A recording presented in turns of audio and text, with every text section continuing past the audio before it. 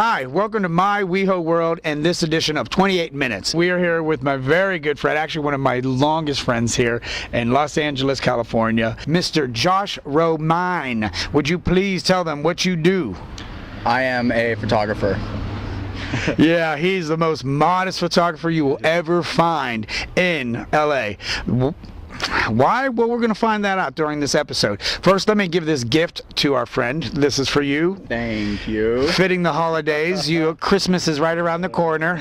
I'm kidding. It's Halloween. But, yeah, I don't know why he's so modest, because right now, as we walk down to his apartment, we're going to go and check out right now and give you, the audience, his incredible artwork that he does. Hey, Josh, you want to tell him we'll see you in a little bit? We're going to see you guys in just a second. We'll see you in a second. We're going to see you in about 4.5 minutes. We'll see you in just a little bit. All right, John. Thanks.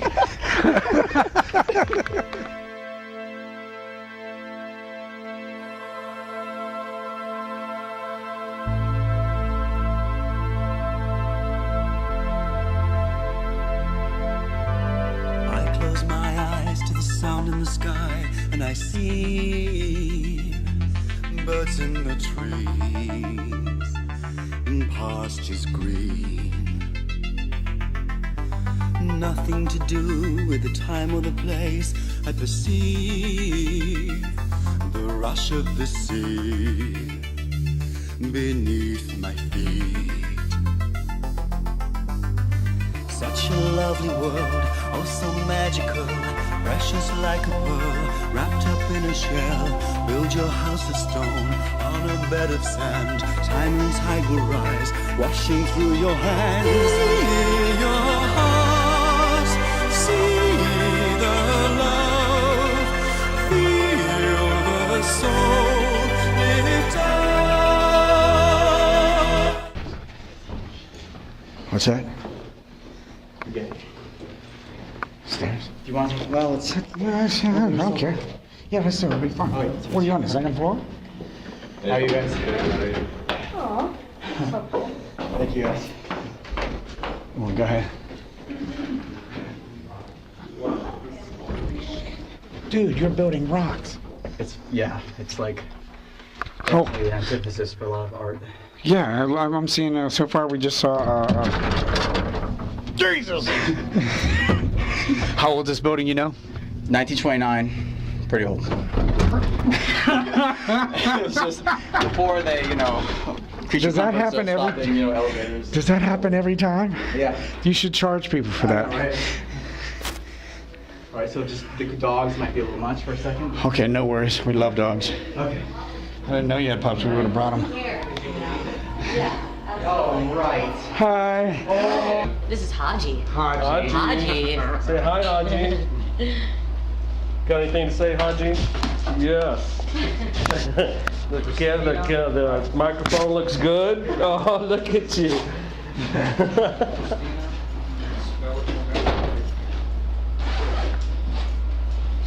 And what's this one's name? This one's Ryder. Ryder. Hey, buddy. Hi. Hi. Now that we've arrived, we are now up in Josh's place, and guess what?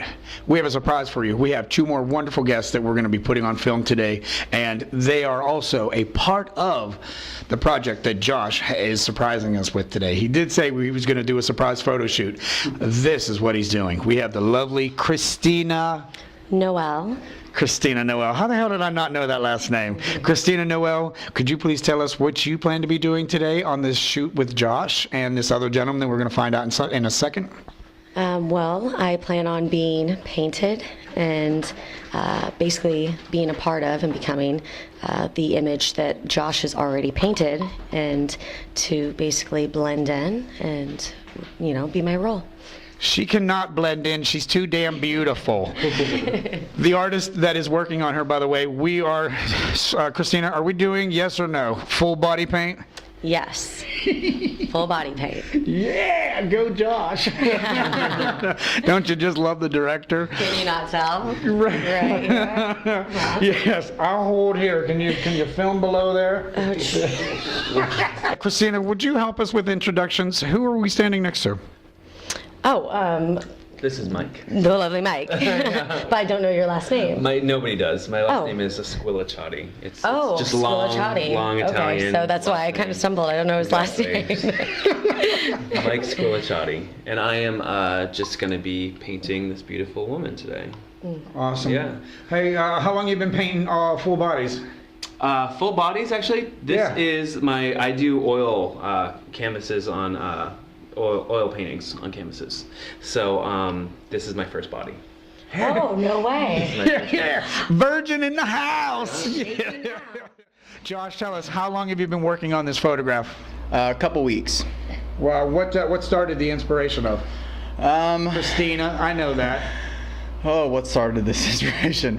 Whew. You want the honest answer? Yes. PG. A drug-fueled night. That's what started the answer. That's what started the inspiration.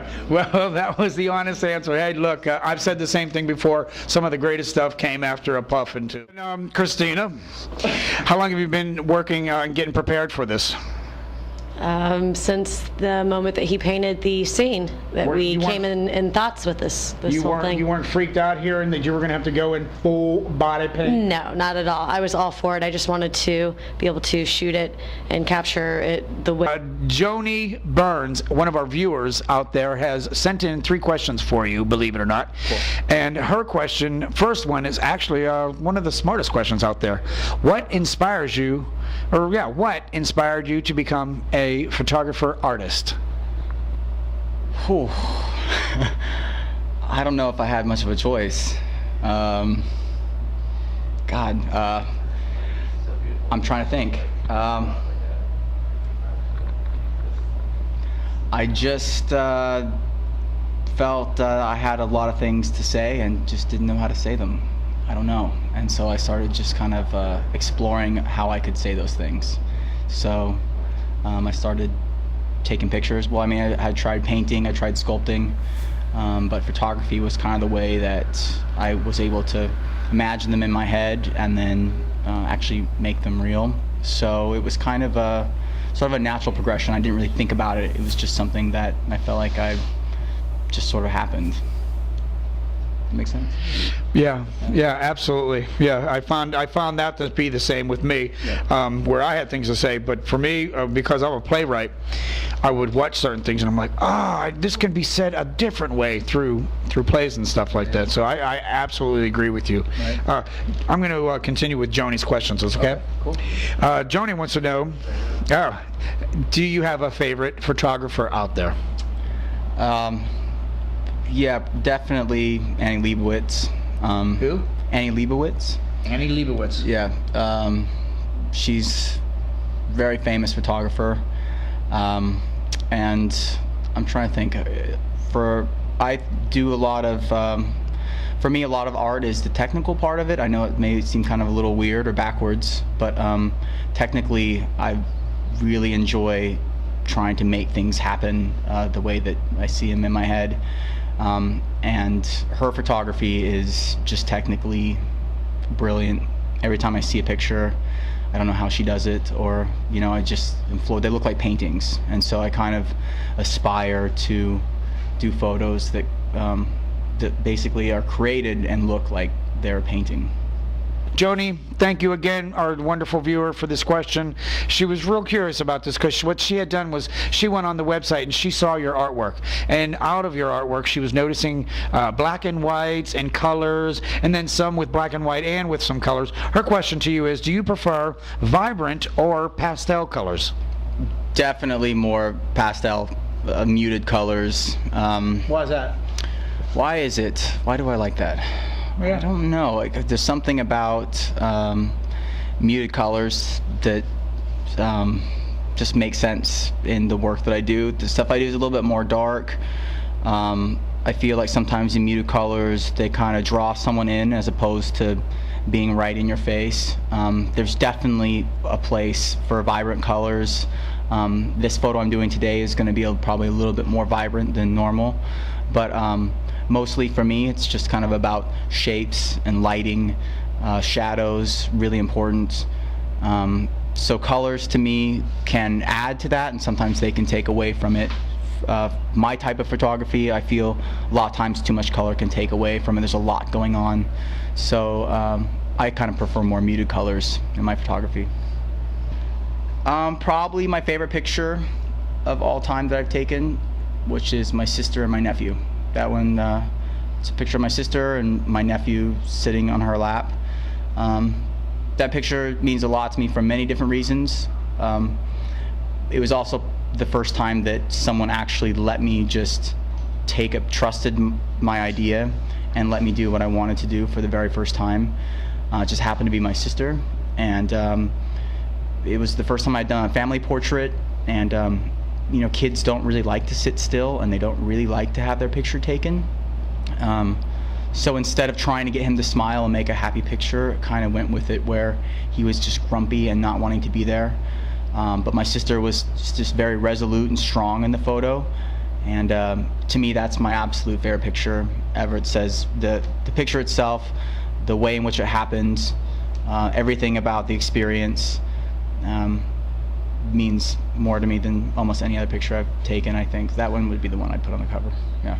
How about a little kind of semi-serious question? And this is going to be, we are filming and showing this film over in WeHo, which is our predominantly gay neighborhood. We're going to ask you, where do you work, please? I work at the Motherlode. Where is that?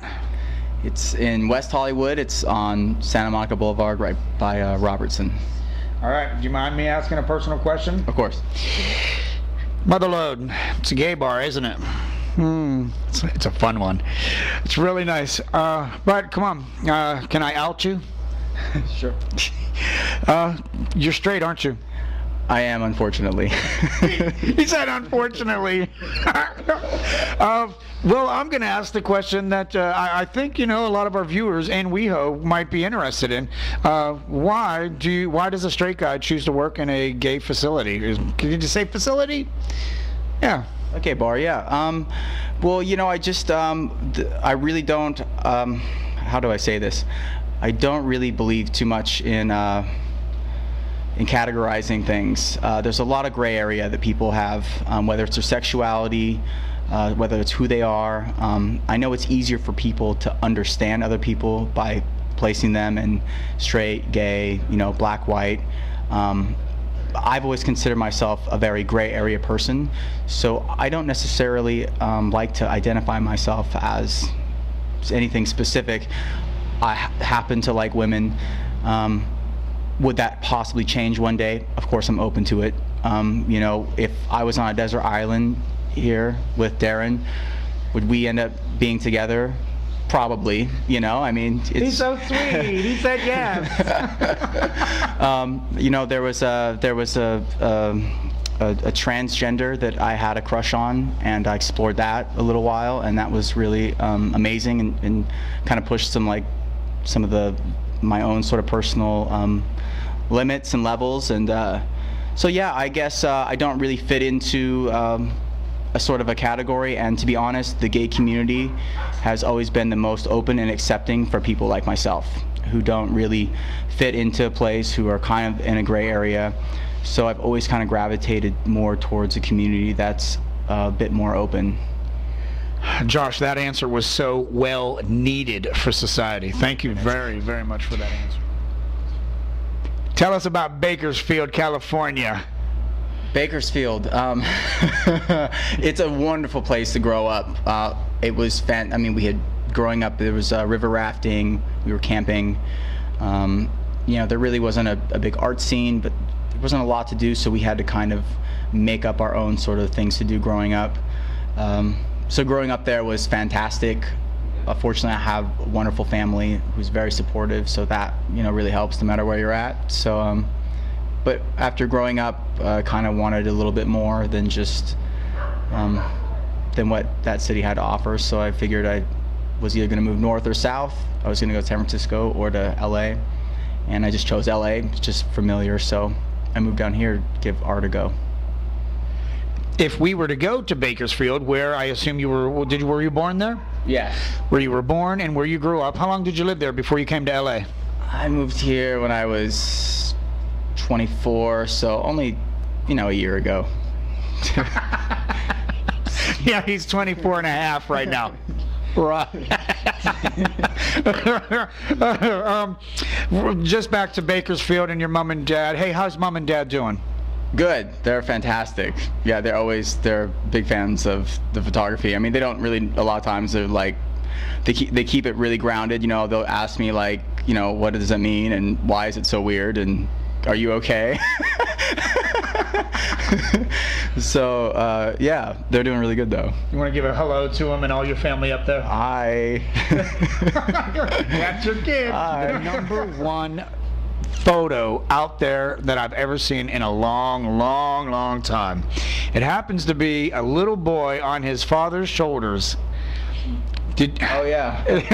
There we go. Yeah. That's what we see. Some shows want to pull out the tears. We want to see the smiles. Yeah.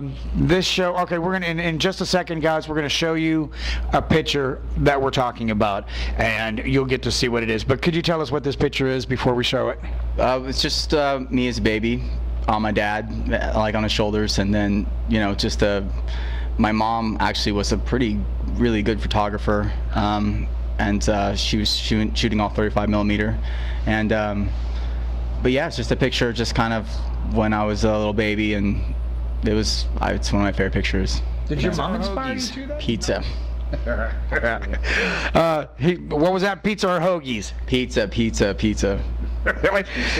Christmas or Halloween? Halloween. Halloween. It's in there. All right, Republican or Democrat? Unicorn. He said unicorn. I love that. City or country? Ooh, man, city or country? I live in the city because I have to, but man, I love the country. I love it. Yeah, country. City or country? Country. Love it. Church clothes or a ripped T-shirt?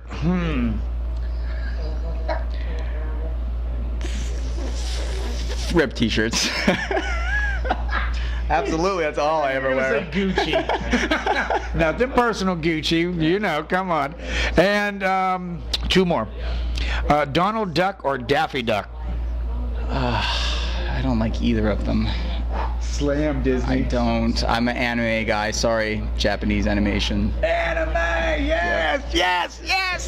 And if you're about to go on a trip, wherever you want to go, how would you get there? Would it be plane, train, or driving an automobile? Where you want to go? Greek islands. Ooh. Can I pick boat? Hell yes. By boat. I don't like flying, and driving is cool, but I'd rather just go by boat. Greek islands. Sweet, babe. Yeah. Oh, sweet. Wow. We have 3 more fun, fast questions just to get a little bit into your head. First one, where would you like to see yourself 5 years from now? Definitely as a professional photographer. Good answer. What's the funniest moment while you were on a shooting project? I mean, we almost burned down the building. We overloaded I overloaded one of the breakers of this old building, and the first floor filled up with smoke, and it was the middle of the night because we knew we weren't supposed to be doing it where we were doing it, and I probably was pulling 3,000 watts on a regular outlet, and the breaker didn't go off, so it just started smoking, and then the manager came down in his robe, and yeah, it was pretty interesting. It was funny. I mean, looking back, it's funny, but at the time, I thought for sure I was gonna burn down the building for one picture. Yeah, you saved by the day, right? All right, and I'm going to ask you 3 questions that we're going to tie everybody in together. And these 3 questions, I'm going to let you answer the first time, and then we're going to throw Christina and Mike into this. What's your favorite color? Green. Why? Man, it's just the first color that popped in my head. I don't know. I like green. But why do I like green? Everybody looks good in green. You could be tan. You could be white, you can be black. Everybody, every color, everything looks good in green. I don't know why. I agree. You're going home to eat dinner. What do you hope Mom cooks? Ooh, I'm hoping she's cooking Kraft macaroni and cheese. I know I like Kraft macaroni and cheese. Kraft macaroni and cheese. But it's cooked with my mom. It's even better. Kraft macaroni and cheese. I like Kraft macaroni and cheese. What's your dream world look like? My dream world. My dream world is malleable. It's constantly changing. So it's, my guess, you're talking about like what's in my head? Wherever, babe, it's up to Okay, you. I'm gonna say, yeah, it's a malleable that's in my head where I can just move things and lights. I can create furniture, create textures. That would be my dream world. Yeah, that's where it is when I'm taking a shower, when I'm coming up with ideas. That's kind of where it is. Good answer. Thank you so much. But I know you're ready to go to work. So let me get out of your way, Mr. Artist, and do your thing. Thank you, Josh. You're welcome.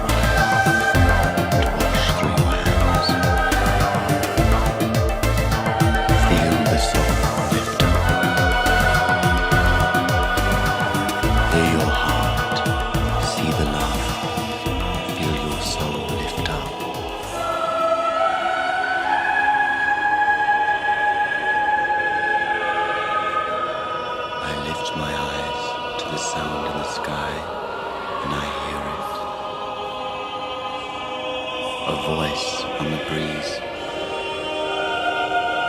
so serene.